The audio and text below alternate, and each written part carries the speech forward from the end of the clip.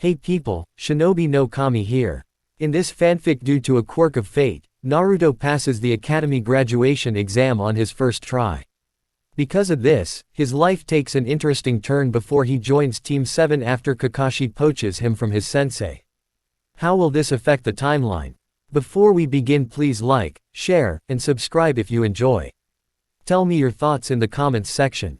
So without any further ado, let's roll the intro.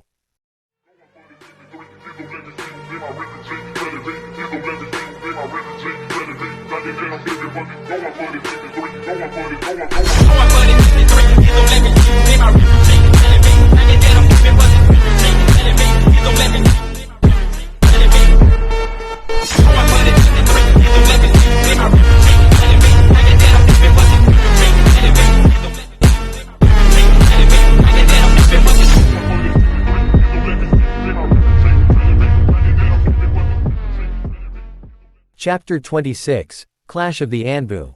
The Sandaime Hokage stared at the report that one of Kakashi's ninkin had brought in, which sat innocuously at the edge of his desk as if it were a poisonous snake, almost afraid to open it and discover what sort of nightmare it contained.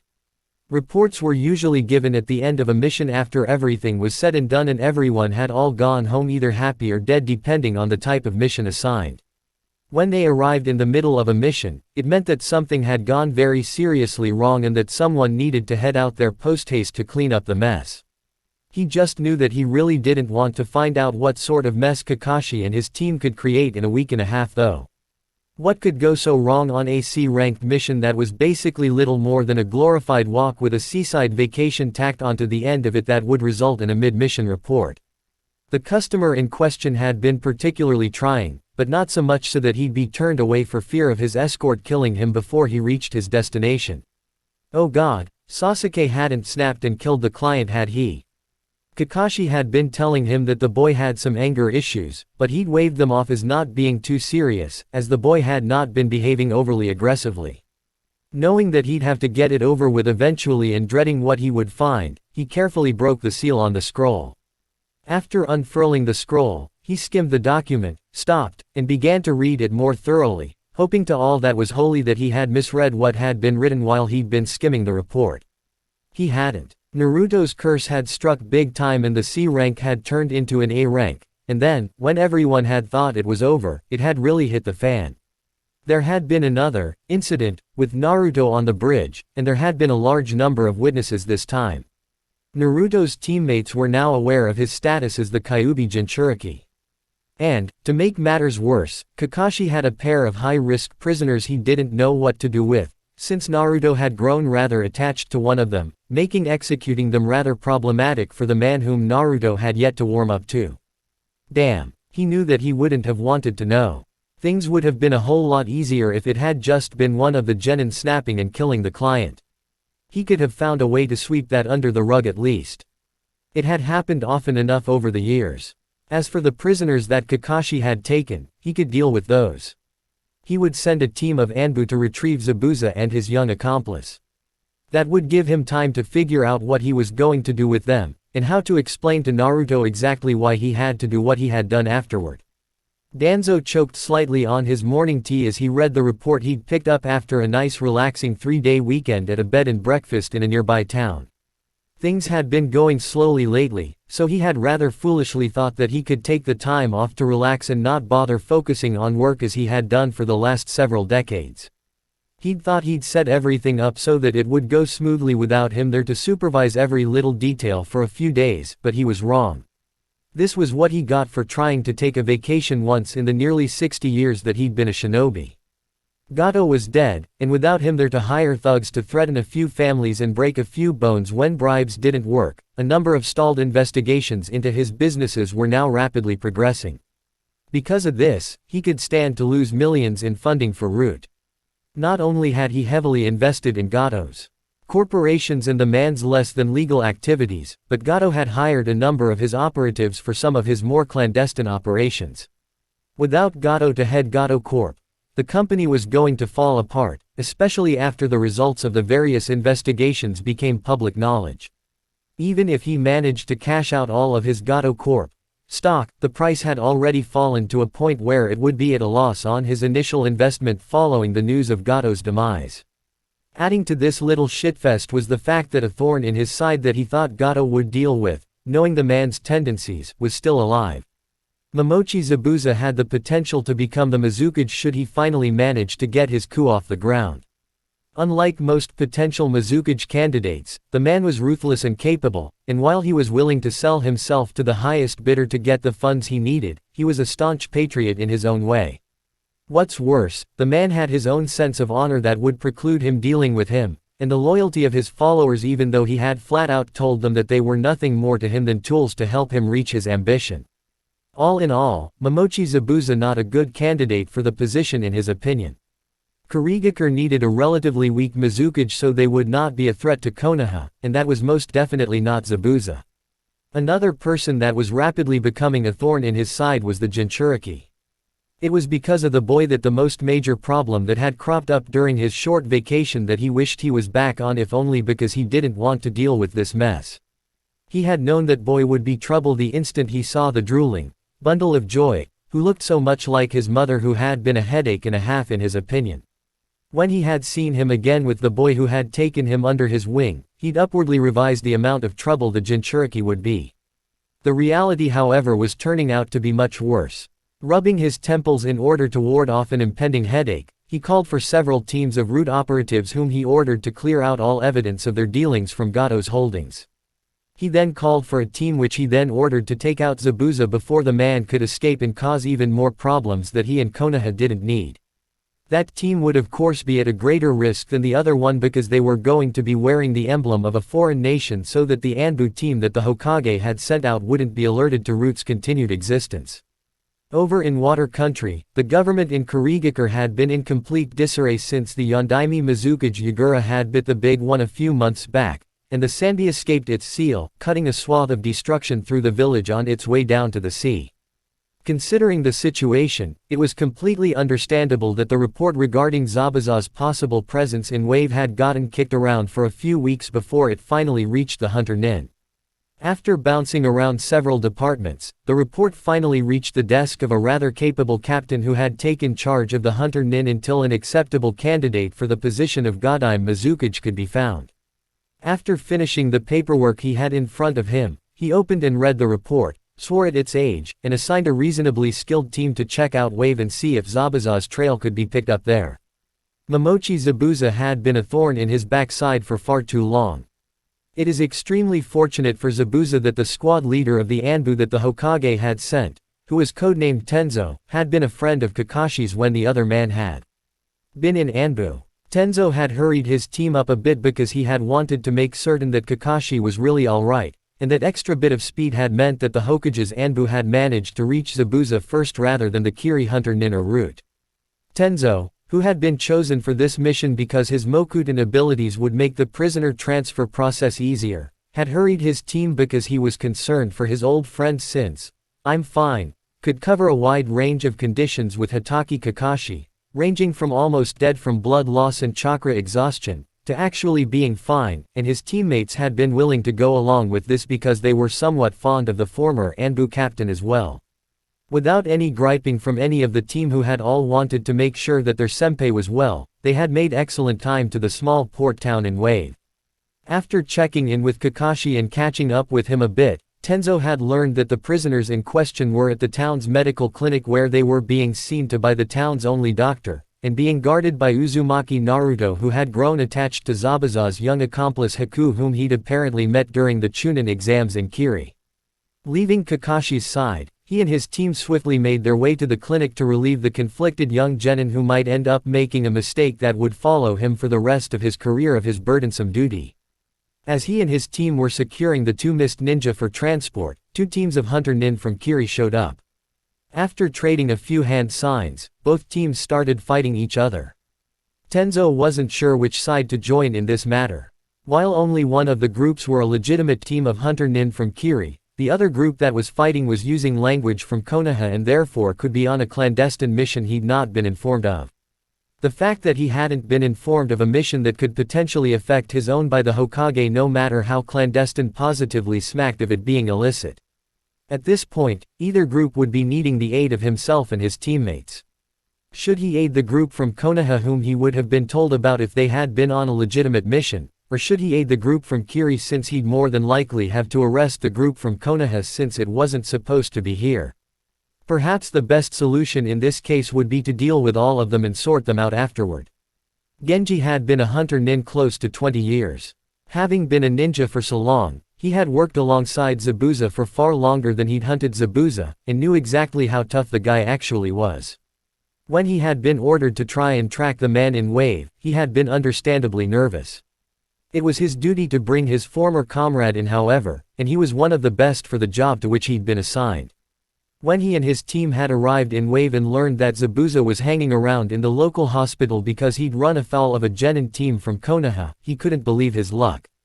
Actually, the first thing he couldn't believe was his ears, until someone had mentioned that Sharingan Kakashi was the instructor for that particular genin team and that the team had a Uchiha on it as well.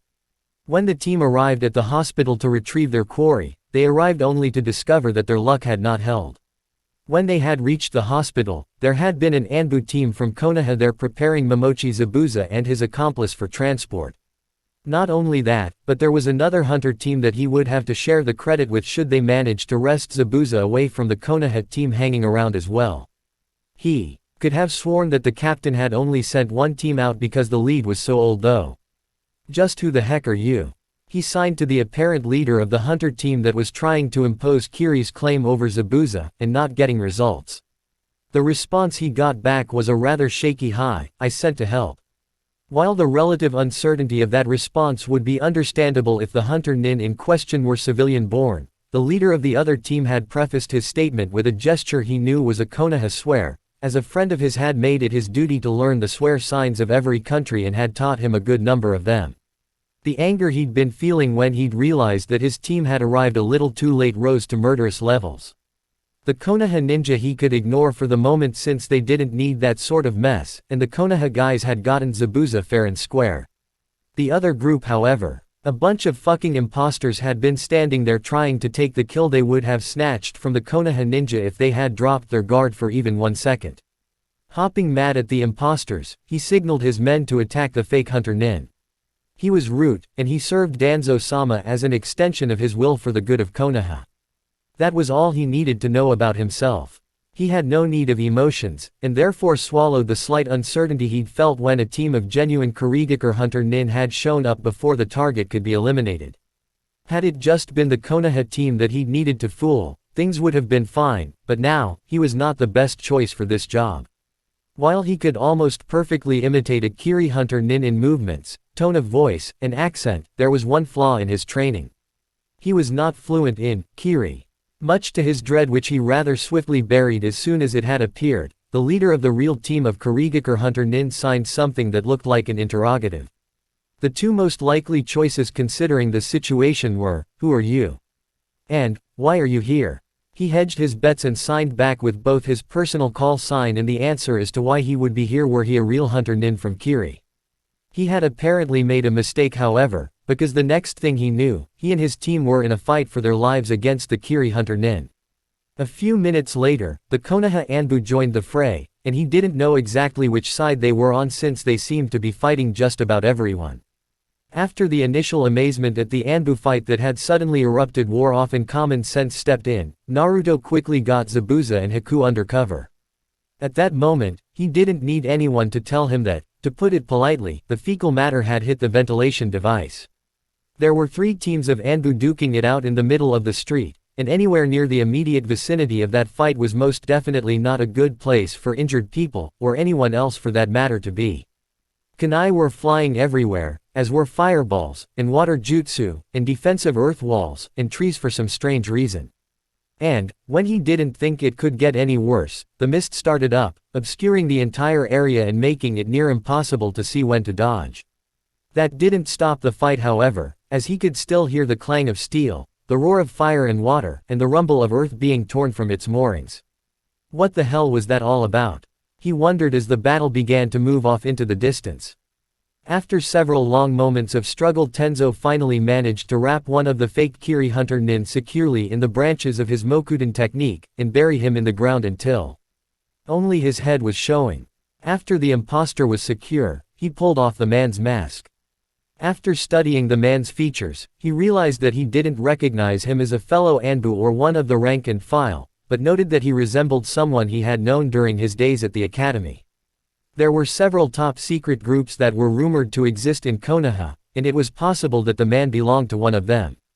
After memorizing the man's appearance, he rendered the man unconscious and drugged him for capture, hoping that he wasn't making a mistake in doing so, and that he hadn't harmed a fellow Konoha ninja who had been sent to help his team. He would have to report his findings to the Hokage, but it was possible that the man already knew. As soon as the fake hunter nin was dealt with, he moved back to the battle that was following the path of the retreating fake hunter nin whose team his captive had been a member. He was Root, and he served Danzo as an extension of his will for the good of Konoha. He had failed. He had been captured and was unable to complete his objective. He knew what to do in case of capture. He bit down on a seal inside his cheek, and it released a small amount of a fast-acting poison into his system. It was enough. He was dead. Back at the main battle, the Kurigakure hunter nin Genji hurled a kunai at one of the Konoha shinobi that chased him through the mist. It didn't matter to him whether it was one of the fake hunter nin or the team of Anbu who had joined the fight, adding to the general confusion when they attacked both his team and the team of imposters. They were all the same as far as he was concerned. The kunai failed to hit its target, and he nearly received a fireball to the posterior courtesy of a Kaden jutsu in return. The way things were going, the battle was turning into little more than a farce as everybody tried to fight everybody else in what was rapidly becoming a free-for-all that was going in circles and causing a great deal of collateral damage and little else. To add to the confusion, there were civilians fleeing everywhere. Zabuza or no Zabuza, he was not going to let this continue. He was calling a retreat before something happened that brought humiliation to his village or worse, caused an international incident that sparked a war which Kiri most definitely didn't need at this time. As soon as his team extracted themselves from this debacle, they would regroup, head home, inform the captain that Konoha had captured their quarry, and let the diplomats deal with it after they got that whole Mizukage mess sorted out. Despite the fact that he was loath to leave a fight unfinished, he called a general retreat, and made for the sea with his remaining teammates and one of the Konoha ninja following behind. Chapter 27. Return to Konoha. A week and a half after the three-way Anbu battle, Kakashi sighed in relief as he set foot on the newly completed bridge and took the first step on his journey home, glad that the mission from hell that he'd just completed with the completion of the bridge was finally over. He would say that Wave was a nice place to visit, not to live, but as far as he was concerned, it was neither. Give him Konoha any day of the week. Konoha where food was plentiful, he wasn't attacked by missing nin, and Anbu didn't hold battles royal in the street.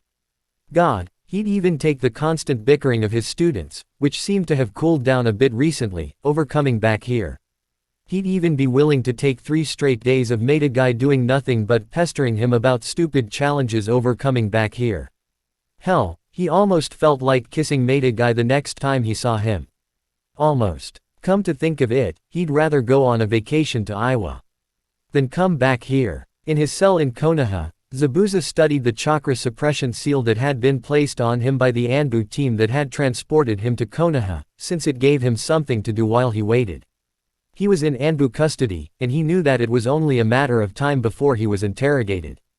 Haku, who was the weaker of the two of them, had been taken already, and had been gone for over an hour. As he finished examining the seal with little more than academic interest because his skills lay elsewhere, Haku returned to their holding cell looking pale and slightly shaken.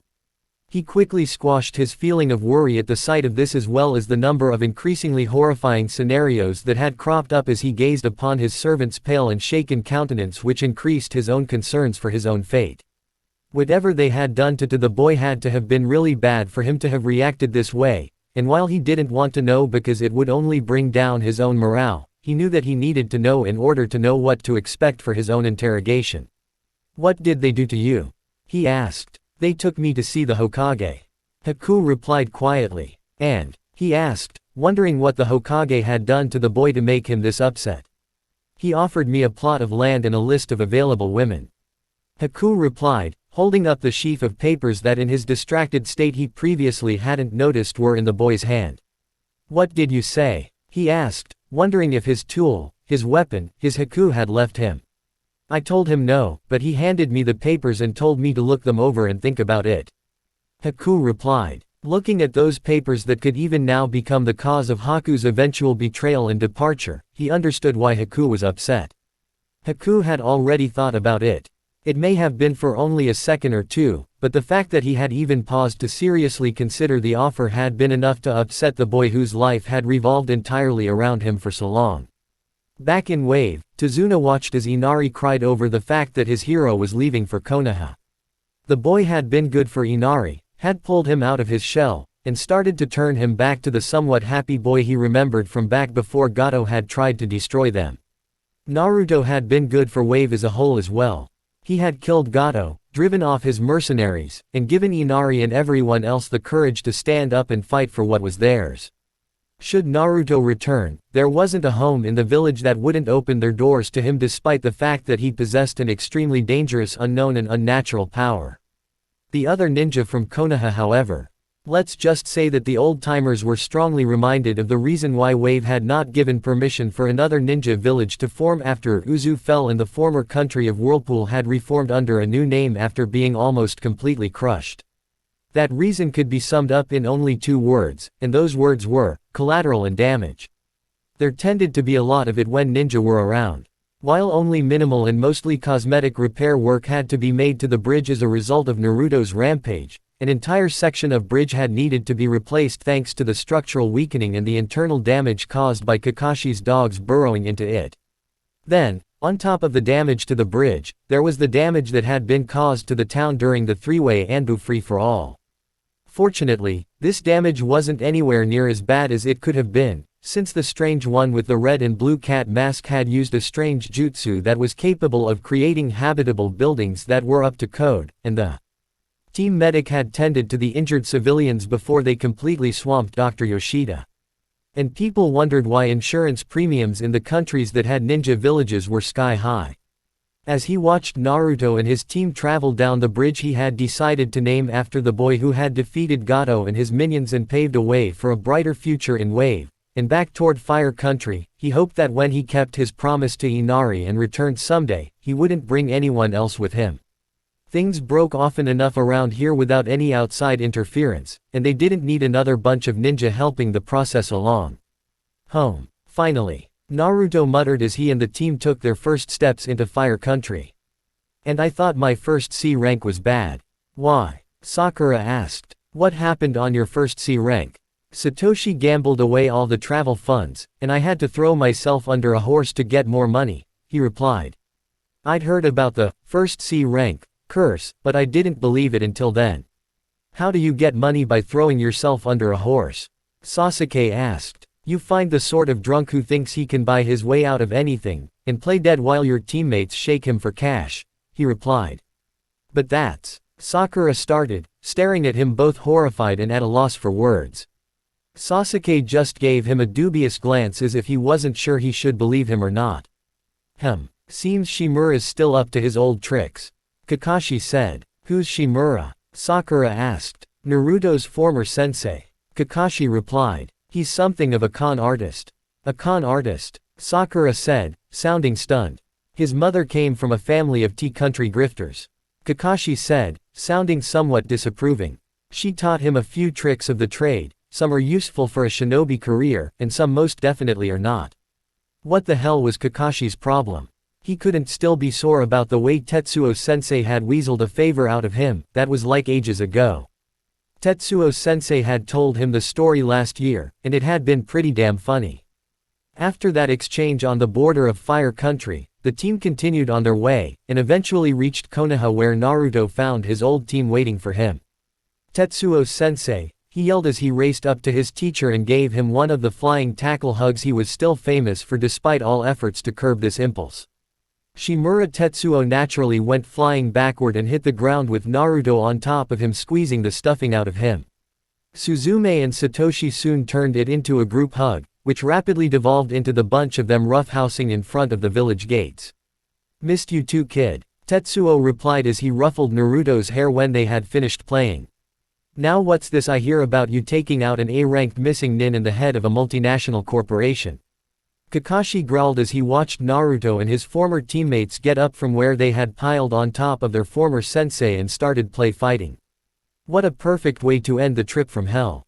He'd thought that he'd made progress with Naruto when the boy had practically hovered over him when he was ill, but the instant Shimura showed up, Naruto hadn't given him one of those flying tackle hugs since he'd taught him the Kage Bunshin. Sure, he threw the kid into a tree headfirst when he did so that one time, but still. He'd be happy if the boy had shown him even half the amount of affection and respect he showed Shimura. The boy hadn't even shown him a quarter of the regard he gave the other man so far. Sakura watched Naruto greet his, Tetsuo-sensei, and a pair of Chunin who'd been standing with the man in amazement.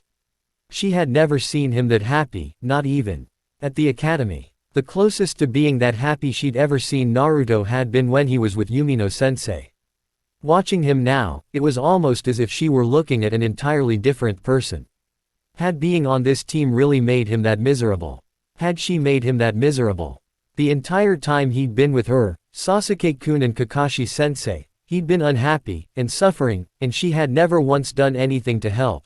Even back during the days at the academy when he had followed her around like a lost puppy, taking all the abuse she dished out because it was a form of acknowledgement of his existence at least. Sakura-chan, will you go out with me? Naruto said for what had to be the millionth time as they returned from target practice. Grr, no. Smack. Sakura-chan, I got you something. Naruto said, grinning from ear to ear as he held up a small white box. She opened the box, and a white frog jumped out. She shrieked. Naruto. You jerk. Smack. Naruto looked stunned and disappointed by her reaction to the gift. Sakura-chan, I. Naruto started as he ran up to her yet again. Smack. Sakura-chan. Naruto started as he moved to sit next to her. Smack. Sakura-chan. Naruto started as he got off his favorite swing and raced over to her. Smack. Naruto may have been downright annoying back then, but she had been vicious and cruel, and people had allowed her to be this way because it was just Naruto. If she had done what she had done to someone else, her parents would have severely reprimanded her. Hell, the other kids' parents would have reprimanded her as well. So would the academy instructors and just about every other adult who witnessed her behavior. But, because it was just Naruto. Despite the fact that he should be entirely focused on teaching the children in front of him, Haruka was subtly watching the clock as he waited for the day to end. Naruto was expected to get back today, and he wanted to see how the boy was doing since he'd heard some disturbing rumors involving the mission that Naruto had been on. He wanted to make sure the Naruto was alright, especially since his former pupil hadn't been adjusting to his new team all that well, and there would undoubtedly have been friction between Naruto and his teammates on their first mission outside the village no matter how well the mission had gone. What had the Hokage been thinking putting Naruto on a team with Uchiha Sasuke and Haruno Sakura? Both Sasuke and Sakura hated Naruto. Back when the boy was at the academy, if one wasn't abusing him, the other was, and Sasuke hadn't taken Naruto's early graduation all that well. In fact, he'd completely denied that it had happened. Instead of being given a class of returntees as he had been expecting, he had been sent to replace an instructor who was out on maternity leave as an instructor for the autumn rotation cycle class of 8 to 9-year-olds when the academy came back in session in January. He suspected that the reason for this had been because of Konohamaru, who had joined the class in January as well. The Hokage had trusted him to educate Naruto, and now, because he hadn't failed that trust, he was being trusted to educate the Hokage's grandson as well, and he would do his best not to fail him there either. The Hokage's grandson was another reason he was constantly watching the clock, because Naruto had taught Konohamaru the trick to moving the hands of the clock forward without the teacher noticing, and the boy had decided to become a miniature copy of Naruto, pranks and all. Fortunately, he had learned to wear a watch years ago. Konohamaru sat in his seat practically vibrating in excitement as the seconds ticked down towards the end of the school day. Naruto would be back soon, he just knew it. Naruto would be back, and they would have a lot of fun together, and Naruto would teach him something new, and tell him about all of the adventures he had.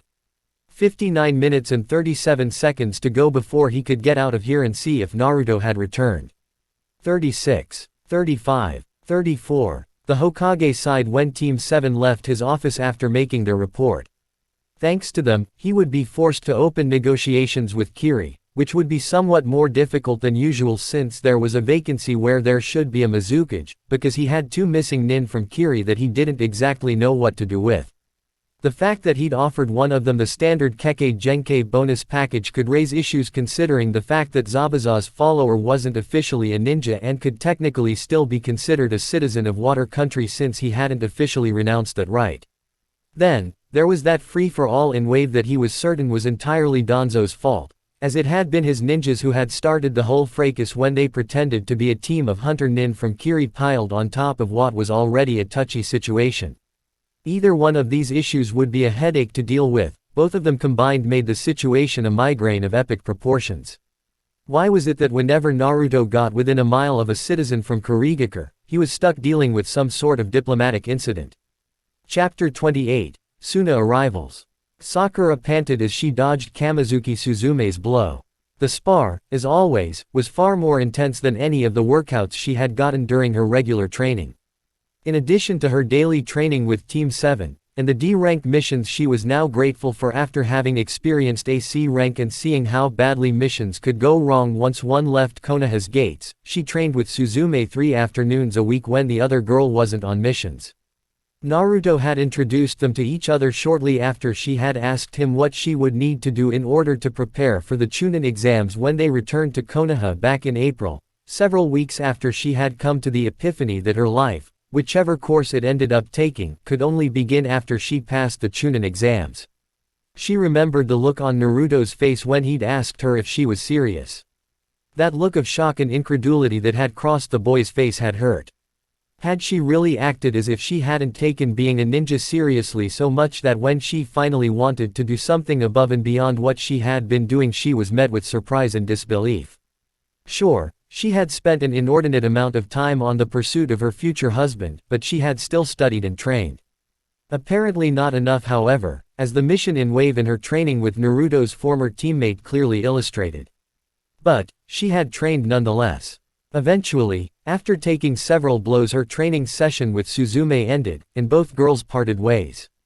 She had learned from Naruto that Suzume's goal was to start her own dojo after she retired from the shinobi forces, and she believed the girl could do it. Not only was Suzume skilled in the martial arts, but she was a good teacher and she could also see why Naruto liked her so much, because she was a good and kind, if somewhat strict, person as well. After parting ways with Suzume, she headed home for dinner. When she arrived, her mom was in the kitchen preparing the meal which, much to her relief, seemed to be traditional fare rather than one of her frequent experiments this evening. Sometimes, her mother's kitchen experiments were appreciated, but most often, they were not. After inspecting the evening meal and finding it to be edible, she went upstairs to shower and change, and when she came down, dinner was ready. "So, how was your day?" her mother asked her when everyone was settled at the table. Her father tried to look interested in her reply, but had grown so used to years of girl talk since he was completely outnumbered in that area that he automatically tuned everything out. She could tell that he was tuning her out again, because her dad's eyes had that slightly glazed over look that said, "I'll nod at appropriate intervals so I don't end up on the couch, otherwise, I'm not listening." Training went better than usual, as it's been going since Sasuke quit trying to pick fights with Naruto. They still don't seem to like each other, but at least they're not arguing. She started, as she picked up her rice bowl. "Our mission today was walking dogs, it wasn't so bad. There was a rather funny incident where a dog that was almost the size of a horse tried to pull Kakashi-sensei's arms out of their sockets." She continued before taking a bite of her rice which fortunately didn't have any exotic spices added to it this evening. "After the mission, I trained with Suzume-san for a bit." "I don't see why you hang out with that girl," her mother said disapprovingly. "Someone who spends that much time with that Uzumaki boy isn't what mother. Suzume is a loyal shinobi of Konoha and a Chunin," she said, upset that her mother was harping on that again. "She has volunteered to train me when she could be occupying what little free time she has with something more worthwhile out of the kindness of her heart." "But still," her mother started. She sighed. She loved her mother, but there were times when the woman could be absolutely trying. She wasn't going to stop hanging out with Suzume. Suzume was helping her get ready to pass the Chunin exams when she took them next year, end of discussion. Momochi Zabuza shifted uncomfortably as he waited in the Mizukage's office more than 2 months after he'd been captured by that team from Konoha, and less than a week after Konoha had turned him over to Kiri. Practically the instant the Godime had been selected, the Hokage had shipped him back to Kiri with an admonition of, "Don't let us catch you again." Instead of being immediately executed as he had expected to be upon arrival, he had been brought to meet with the Godime Mizukage, whoever he was. After what had been an interminable wait, the door to the room finally opened, and a very familiar woman with exceedingly long auburn hair and green eyes who was dressed in rather revealing clothing walked in. Instead of announcing the Mizukage's imminent arrival, the woman calmly walked across the room and seated herself at the desk that had once belonged to Yagura and whoever that asshole who had been controlling him had been. He'd liked Yagura before he became Mizukage, and had only reluctantly decided to kill him and take his place to end the bloodshed his rule had caused. The idea of being Mizukage himself hadn't been all that bad either. Mizukage Momochi had a rather nice ring to it, and he probably would have succeeded in his endeavor despite the Sanbi, if the jerk who had been pulling Yagura's strings hadn't interfered. He was sharply pulled out of his musings about what had happened the last time he'd set foot in this office by a sudden realization. Mei was the Mizukage. Mei was a few years older than him, and he'd dated her a couple of times, so he knew that she was the sort of woman who was very capable at whatever she set her mind to, but Mizukage. Most of my current advisors have advised me to have you publicly executed to further cement my position, the new Mizukage said. You seem to have a great deal of popular support, and would therefore be a threat to me. I am not about to hand over my new hat so soon. After I got it, and you know full well that if it came down to a fight, I would win. Mei continued, leaning forward slightly as she shifted position, and probably rather deliberately giving him a better view of her cleavage. I am always in need of capable advisors. Mei said, shifting back to a less revealing position. That is why I came up with a solution that would satisfy both of us, and some of the traditionalists who don't believe a woman should be in power as well. Should you refuse my offer, or attempt to take my position, I will be forced to kill you, and that is something I would seriously regret, especially considering our friendship. It was at that point that the new Mizukage opened a drawer of her desk, pulled out a small velvet box, and tossed it to him. He caught it, and cautiously opened it, hoping that it wasn't trapped or something. What was inside was a trap, but not one in the traditional sense. It was a gold ring. He now had two choices: accept the offer it represented, or die. Congratulations Zabuza-sama, Haku said before he could give his answer. It had been the angered yells that had drawn Naruto's attention while he had been wandering the village with no destination in particular, since he couldn't think of anything else to do since he'd finished his training for the day and hadn't been in the mood to sit still with a book. When he arrived at the site of the confrontation which was taking place on the road just inside the main gate that had attracted his notice, it had been to see Satoshi being attacked by someone from the arriving Suna delegation who was dressed in an outfit that resembled the costume of a Bunraku puppeteer. The Bunraku boy's teammates and Junin sensei held back to remain with the boy while the main group, which seemed to consist of 8 or 9 other teams, made their way past them into the administration complex. He could easily guess why Satoshi had been attacked, because it was almost always the reason why Satoshi ended up being involved in fights these days. He'd gotten caught swiping something. Damn it Satoshi, he yelled as he moved to aid the Chunin. How many times have you been told not to steal from our allies? Sorry about that, he said to the members of the Suna team when he arrived. Satoshi here's a bit of a kleptomaniac. It's okay, the Junin replied with an amused smile. Kankuro here needed a lesson on why hiding his more valuable possessions is a good idea. As he and the Suna Junin conversed, several Chunin who had apparently been alerted to the confrontation by the gate guards broke the fight up, and from the looks of things, Satoshi would be spending at least a week in jail. It would probably be good for him. Tetsuo sensei was always saying that he needed something to shake him up and teach him his lesson. Jail and a black mark on his record probably wouldn't be enough, however, which was a pity since despite his compulsion to steal anything and everything, Satoshi was a very good ninja. He'd hate to see him dismissed from the ranks over something like this. How about I show you a shortcut to the administration complex, so you can get signed in, and afterward I'll show you where the best places to eat are, he said after Satoshi had been hauled away, hoping to soothe relations between them and Konoha a bit. Thank you, the Junin said. I really don't want us to be too much trouble though. No trouble at all, he replied. I didn't have anything else to do this evening, and Satoshi used to be my teammate until he got promoted, so it's the least I can do. As he followed the blonde boy's lead, Gaara studied the boy named Naruto, wondering what the boy had done to earn such antipathy from the civilian population. When he'd first noticed the stares of the villagers, he had thought that they had been directed at him, and had a great deal of difficulty not killing the people outright as mother called for their blood. If he had done so, the plan that had been put in place by his father and the village elders would be ruined and they would be forced to flee. While he personally didn't care if that happened, the results of his ruining his father's plans would cause more irritation than they were worth, as he would never hear the end of it. And, if he killed father in order to shut him up, he would never hear the end of that either, even if he eliminated the entire population of Suna. Mother would most likely bring it up to annoy him, and mother wasn't going anywhere. It was when he heard the comments that he realized that the cold stares from the civilians weren't directed at him, but at their guide through the village instead. How could the cheerful boy who was currently guiding them to his favorite restaurant on their way their new quarters ignore all of that?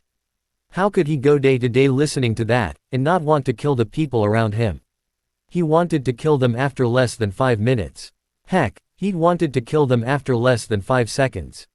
Without seeming to want anything in return, the boy named Naruto had offered to show them around. Not Kankuro, not Temari, not Baki, all of them. He knew that the boy couldn't have failed to notice the fear with which his siblings and teammates had regarded him, but despite that, the boy had still treated him with the same kindness as he had the others. Even though he felt hesitation because of this, there was still the question over whether or not the boy was strong enough that killing him would validate his existence. Mother was uncertain about him. As the boy led the way to the restaurant, ignoring the stares and comments along the way, he nattered on about some team who had been throwing snowballs during the Chunin exams in Kiri a year and a half ago. Temari, Kankuro, and Baki found this story very amusing for some strange reason. He didn't find it all that entertaining however. Finally, after following the boy through several winding streets, the group arrived at a stand called Ichiraku that apparently sold ramen. While ramen wasn't his favorite food, it wasn't his least favorite food either. It wasn't all that common in Suna actually, and he'd only had it maybe once or twice before, so he hadn't formed much an opinion of it. Kankuro and Temari didn't seem all that happy about the boy's choice, but they didn't seem too dismayed either. Baki just shrugged, smiled, and took a seat next to the one the boy was moving towards. Apparently, no insult had been intended by the boy's selection of eatery. Hey, Chuki-san, I brought you some more customers. The blonde boy called out to the stand's proprietor as soon as he was seated. Unlike the treatment the boy received from the village's other civilians, the greeting Naruto received from the proprietor of the stand was cheerful and enthusiastic. He could see why this place would be the boy's favorite restaurant. Even if the food wasn't the best, the atmosphere alone was relatively pleasant. Baki watched the boy that intelligence had indicated was the Jinchuriki of the Kyuubi no Kitsune interact with Gaara. The difference between the two boys was like night and day. Where Gaara was cold and withdrawn, Naruto was open and rather friendly, and he could tell that it mostly wasn't an act to put him and his students off their guard. Based on the behavior of the civilian population, it had not been their actions towards the boy that had made the difference between him and Gaara which made him wonder all the more what had. As he watched the boy converse with his students and eat, he ate a meal of his own. While ramen wasn't his favorite food, it was acceptable. The name of the stand's owner was fitting for a ninja village as it could mean both, to make noodles by hand, and to kill with one's bare hands. Based on the looks he was receiving from the man was fully willing to try to live up to the second meaning of his name if he made any untoward moves towards Konoha's Jinchuriki. Perhaps that was the difference between the two boys.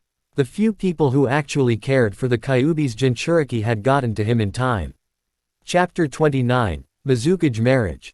Zabuza still couldn't figure out how Mei had managed to throw together a traditional wedding so fast. The wedding had happened a week after Mei had made her ultimatum, rather than after the months it usually took to properly plan and arrange such an undertaking, and the only way he could think of how that could have happened was that she had everything ready and waiting for when she finally netted a husband, and only had to schedule the time of the wedding. All he really knew was that it had happened so fast that it had made his head spin. Practically 1 minute he was relatively free man, and the next, he had a Mrs. Momochi hanging off his arm. At this moment, he could consider himself to be rather fortunate. He was alive and he had a beautiful wife, and things could have been worse, a lot worse. Still, being married to the Mizukage had not been one of his stated goals in life. Admittedly, the first four were male but, still. As they negotiated, the crowd of well-wishers and ass-kissers that had shown up to congratulate the new couple, Mei latched onto his arm as if she was almost afraid that he'd try to escape. Haku hovered nearby, ready to provide protection if it were needed. Considering the fact that Mei had 2 Kahe Genkei, it probably wouldn't be. "How many kids do you plan on having?" some guy in the crowd asked as they passed by. "Kids. Oh, God." He could see it now. Even if they inherited only one of Mei's Kahe Genkei, it would be bad enough when they start discovering their powers. A kid with dark reddish-brown hair and brown eyes argues with his or her black-haired, green-eyed older sibling. All of a sudden, the Mizukage residence where he was stuck living as a house husband starts filling up with lava. Thank the gods that Haku would be there to sort things out. The evening before the Chunin exams were to start, Kankuro made his way to the barbecue restaurant that blonde ninja had pointed out on the way back to Suna's quarters on his first day here. Tomorrow was the first day of the Chunin exams, and he figured that it would be well worth the expense to have a good dinner before they happened in case he didn't survive what was coming next. On his way to the restaurant, he saw a reasonably attractive civilian woman following a masked, one-eyed shinobi who seemed to be doing his level best to ignore her. The civilians in Suna had learned not to try something like that long ago because if a shinobi didn't want attention, they didn't want attention, and clinging to them would more than likely result in severe injuries on the civilian's part. "Don't see how you can stand putting up with him," the woman said to the shinobi who looked like he dearly wanted to shake the woman off but didn't quite dare to do so for some reason. "And now, he's hanging around with foreigners. I wouldn't be surprised if his father was from Iowa." It was at that point that the shinobi finally decided to react. If he hadn't been a shinobi himself, he probably wouldn't have noticed it, and would have thought it an accident like most of the other passers-by had. Most of the streets in Konoha were simply hard-packed dirt as they had been since the founding of the village. While there wasn't too much dust due to certain dust control methods which had been put in place, including D-ranked missions assigned during the driest part of the year, there was the occasional mud puddle here or there either after it rained, or there was a spill of some sort. In a lightning-fast move, the shinobi tripped the woman, knocked her into a particularly large and somewhat scummy-looking puddle that the other pedestrians had been avoiding, and continued on his way as if nothing had happened, having apparently reached the end of his rope and decided that doing so was worth the potential consequences should he be caught.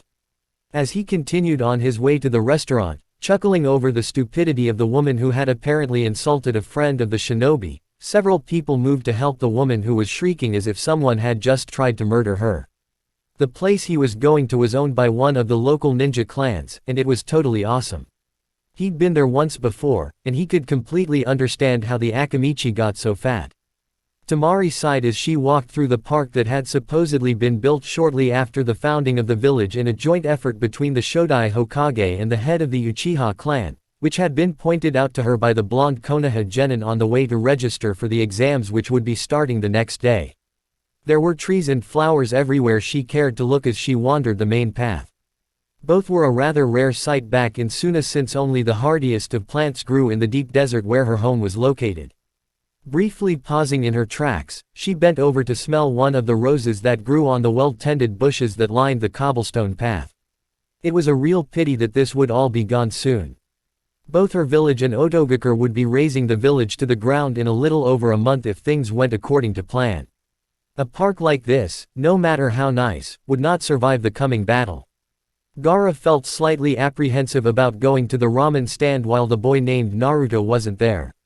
While the man who ran the stall treated him like just another customer while his best customer was there, he wasn't entirely certain that he would be treated the same if he weren't, and he wasn't too sure how he would react if he were treated differently.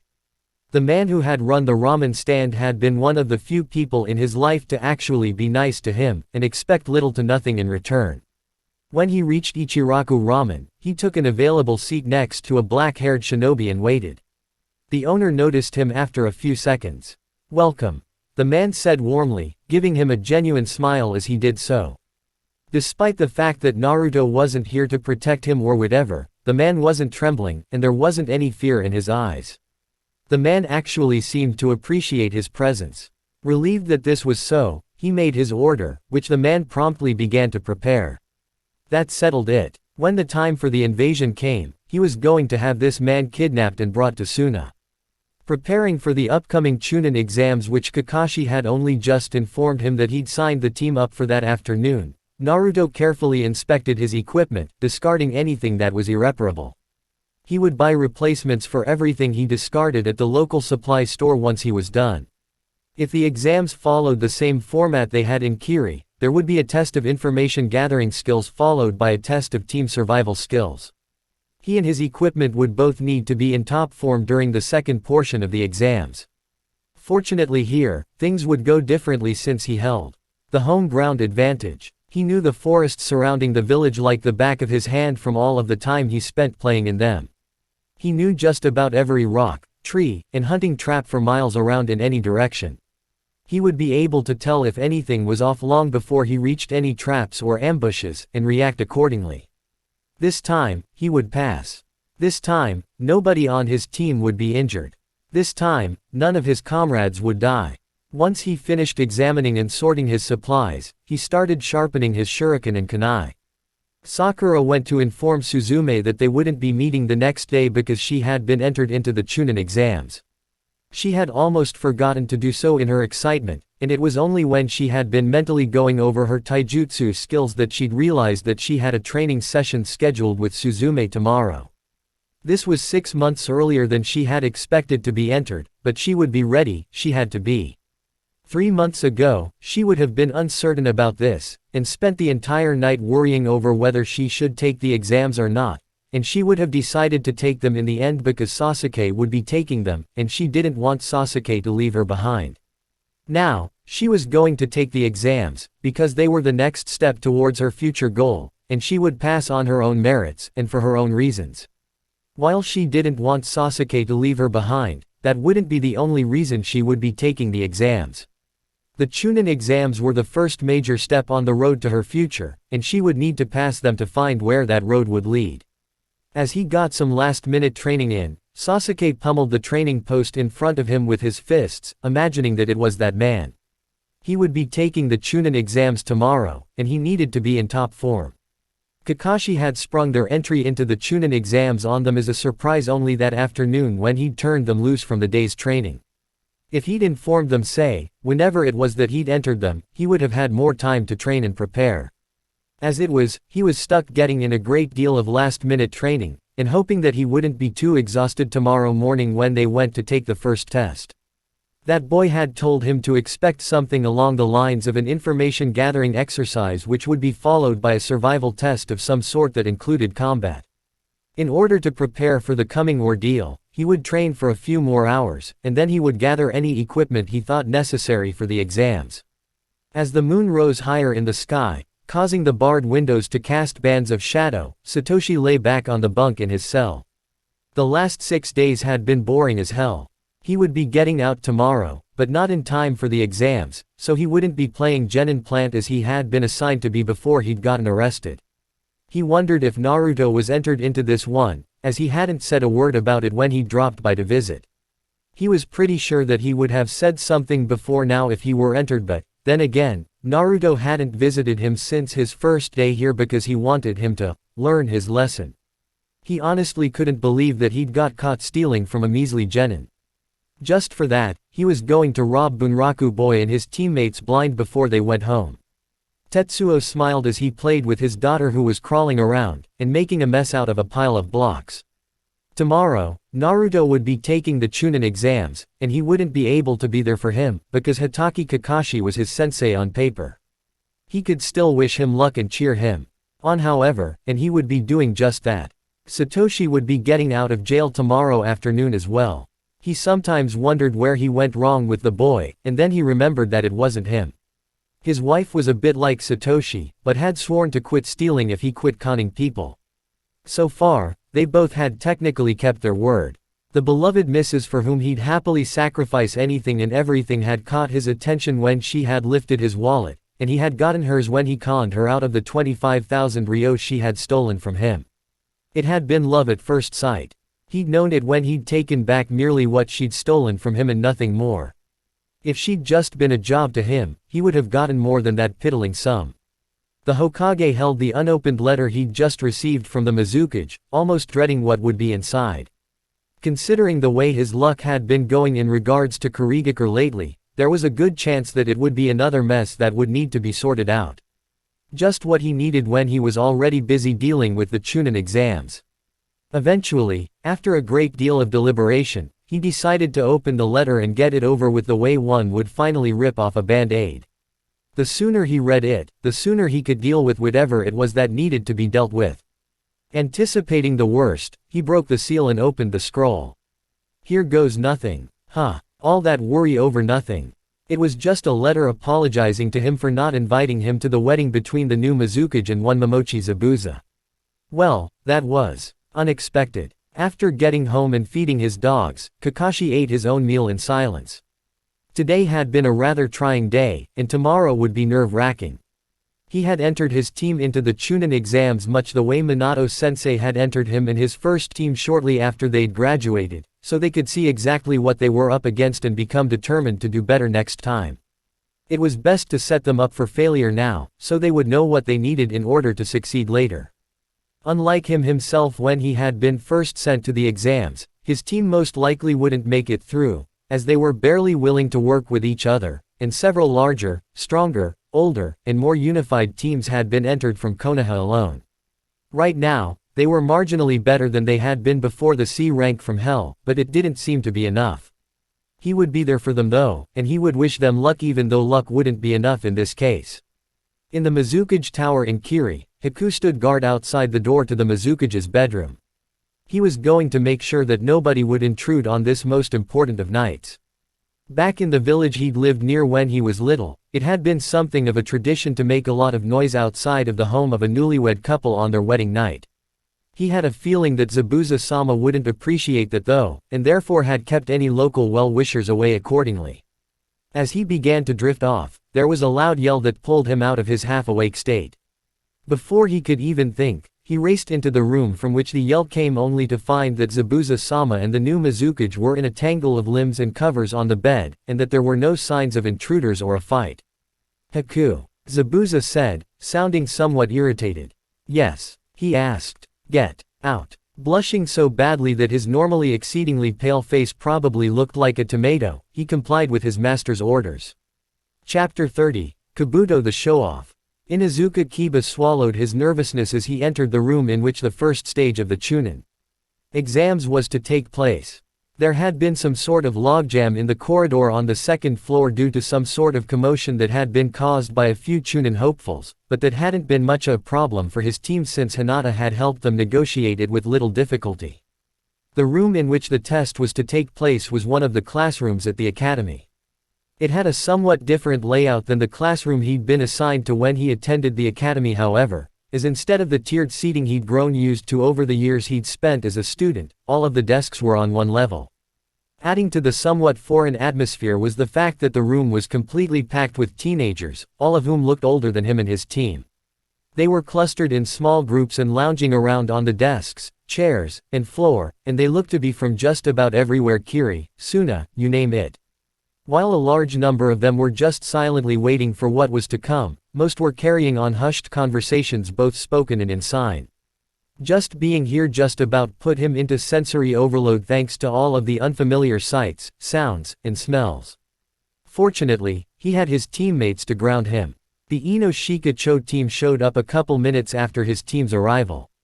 With the exception of Shikamaru who always seemed relaxed, they looked as nervous as he felt. Ino was twitching slightly as she surveyed the room and took in what he had minutes earlier, and Choji was betraying his anxiety by eating at a far more rapid pace than normal. All three clustered together a little more tightly than they had when they first walked into the room, as if seeking comfort from companions they had known all their lives. Team 7 showed up about a minute later, making it the entire rookie 8+1 that had been entered into the exams. Sakura looked rather nervous, and both Sasuke and Naruto had serious expressions on their faces. Naruto, having taken the exams before, obviously knew exactly what he and his team were up against. It was still strange, however, to see such a serious expression on Naruto's face, and such a stillness in his movements. The Naruto he'd known at the academy had never worn such an expression, and had never been able to sit completely still. Naruto had been even louder and wilder than him back then. Sasuke, however, Sasuke always looked grim. Practically the instant Team 7 arrived, Ino started molesting Sasuke, while trading what had become her usual greeting with Sakura since they had decided to become rivals over a boy that couldn't care less about either of them, instead of the best of friends that they used to be. Completely ignoring Sasuke's plight, Naruto exchanged greetings with Shikamaru and Choji, who he and Naruto used to hang out with on occasion while Naruto was still in the academy. Sasuke himself pretended he wasn't being fought over by a pair of fangirls, and ignored, or rather pretended to ignore, everyone else in the group. Since everyone was here, he decided to lead his team over to the two other teams to say hi, as it had been a while since he'd seen them, and almost 2 years since he'd last talked to Naruto when he'd interrupted one of the boys' D ranks the summer after Sasuke had started his, Naruto the Dropout, kick. That, and Hinata had the damnedest crush on the Uzumaki boy, and if he didn't get her to say hi to him, nothing would. While he and Naruto hadn't exactly been friends, they had ditched the academy together often enough to almost be considered such, and the little group he, Naruto, Shikamaru, and Choji had formed hadn't exactly been the same without him. Naruto had been the high-spirited Omega of the pack, and even though the boy had constantly challenged each of the others' positions in the group, he'd always gotten knocked back down to the bottom. Now, however, it almost seemed as if Naruto was the alpha of his own pack. After getting a closer look at Sasuke's misfortune, he exchanged greetings with the group of former classmates that he'd only seen in passing since the academy, as he'd been too busy to make much time to visit with them. Shikamaru mumbled a vague greeting, but then again, that was his style. Naruto smiled at Hinata, nearly causing her to faint, and Choji made one of his usual jokes about wanting to eat Akamaru, who had yet to hit his growth spurt. The dogs that the Inuzuka kept were much smarter than, and lived much longer than ordinary dogs, and would usually hit a growth spurt at around 3 to 4 years of age, during which they would rapidly shoot up to their full adult size. Sasuke ignored him as usual, and Sakura and Ino were still too busy arguing over Sasuke to really notice them. "Hey Kabuto. You failed again, I see," Naruto said when a gray-haired boy, or possibly young man, as he appeared to be somewhere between his mid-teens and very early 20s, walked up to the group to tell them to keep it down. "Actually, I missed the winter exams because I was sick," the boy named Kabuto replied. "You know him?" Ino asked, distracted from Sasuke by the newcomer, who seemed to be the type that girls squealed over and called cute, as he had the even features of most males that were regarded as such. "Yeah, I met him during the Kiri exams. He's Yakushi Kabuto, medic, and quite possibly the next Eternal Genin. He's failed the exams 6 times so far," Naruto replied. "Next Eternal Genin?" he asked. There was actually someone who had really earned the moniker of the Eternal Genin. He'd thought that was an urban legend, like the clan of ninjas that supposedly lived in the sewers.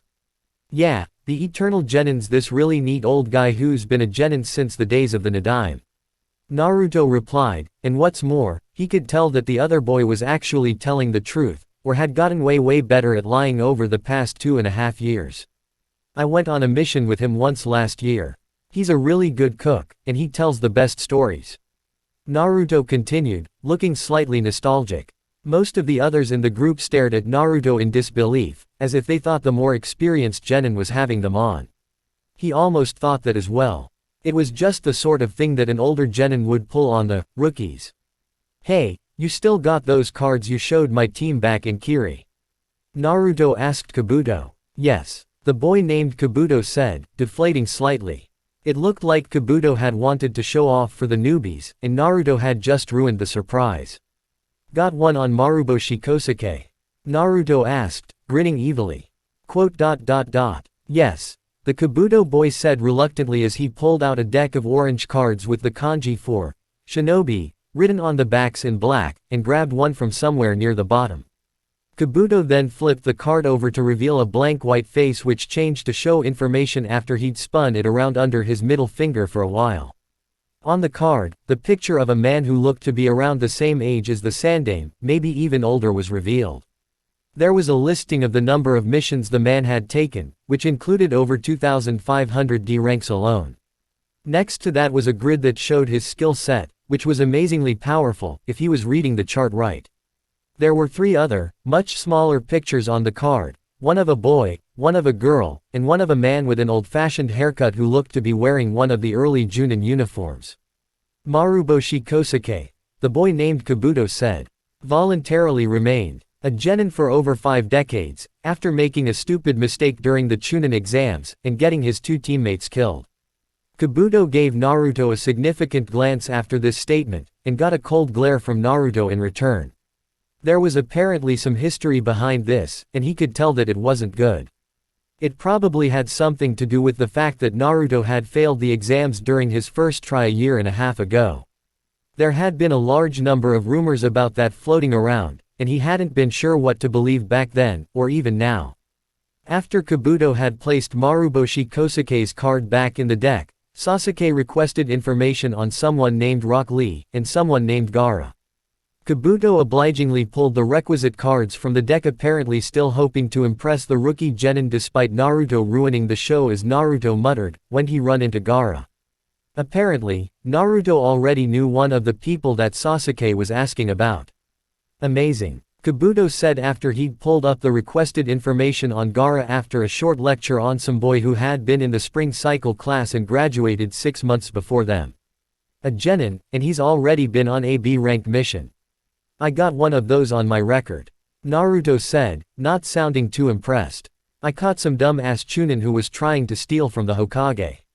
The old man didn't pay me because I'd been there to prank him, and because the damage caused exceeded the appropriate amount of remuneration for such a mission. Well, apparently Gaara's returned from all of his missions completely uninjured, which is more than you can say. Kabuto said snippily, apparently somewhat upset with Naruto for ruining his fun. After his little display, and a number of cutting remarks aimed at Naruto, Kabuto launched into a lecture on the exams themselves, and the countries that would be participating, making it obvious that he was completely shunning Naruto as he did so, which was pretty damn funny since Kabuto was an Omega type and Naruto had evolved into an Alpha. The lecture came to an end when Kabuto had somehow ended up in a fight with some ninja from a new village called Otogakure, and he got his ass handed to him after he had started talking about them. As the fight was coming to an end, the proctors finally made their dramatic entrance. Dramatic entrances had to be like a prerequisite for being a ninja or something. As he sat waiting, Naruto felt his leg twitching as the seconds ticked down toward the time when he would flip his test over and get started. As he listened to the proctor announce the rules for this test, it became obvious to him that it was information gathering like he had suspected. 2 points off for cheating. As Satoshi had told him when he'd visited the other boy this morning, the first part of the exam was easy for someone who had passed it before to get past. It was the second part that was hard, since there was no predicting how that could go. When they were in Iwa, Satoshi, Suzume, and Kurosaki had to navigate a rather rocky arid region that wasn't quite desert during a heat wave.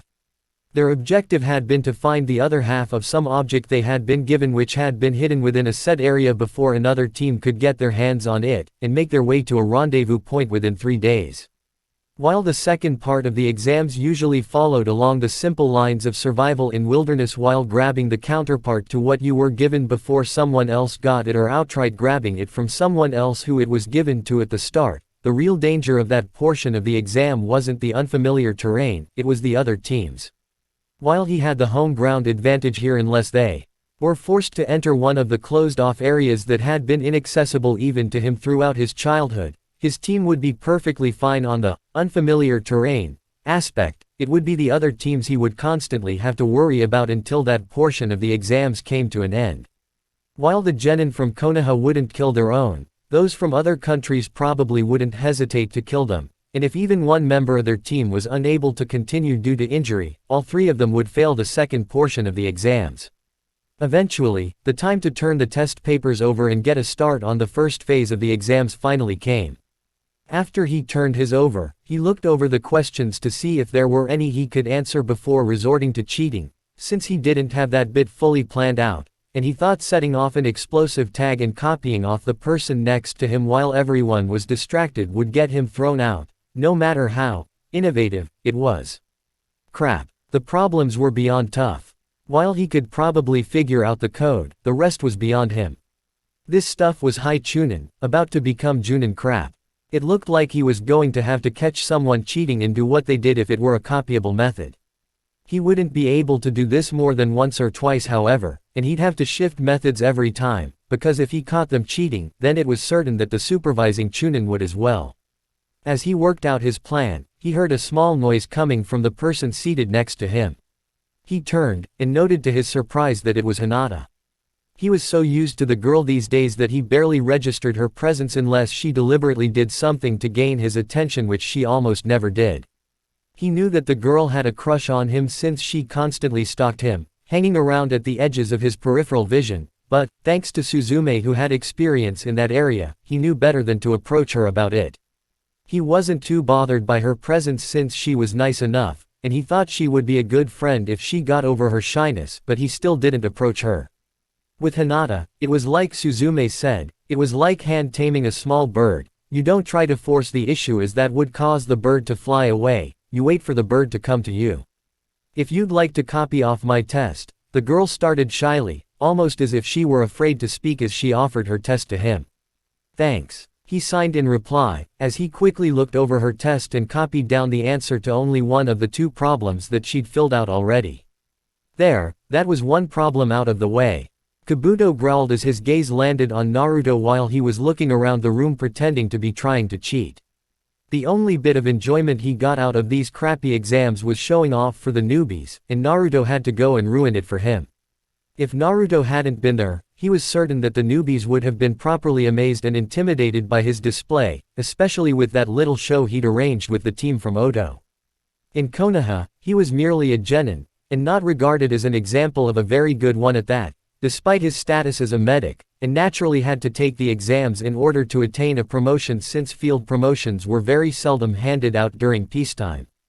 Despite the fact that he was ostensibly attempting to obtain a promotion, he deliberately threw the exams every time he took them in order to gain information he otherwise would not have attained, or otherwise would have been forced to risk his life to attain through other means, as espionage was his true goal.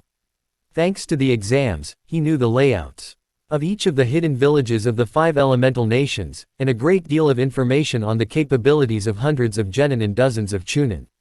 The exams themselves, however, were a pain in the ass despite it being completely worth it in the end.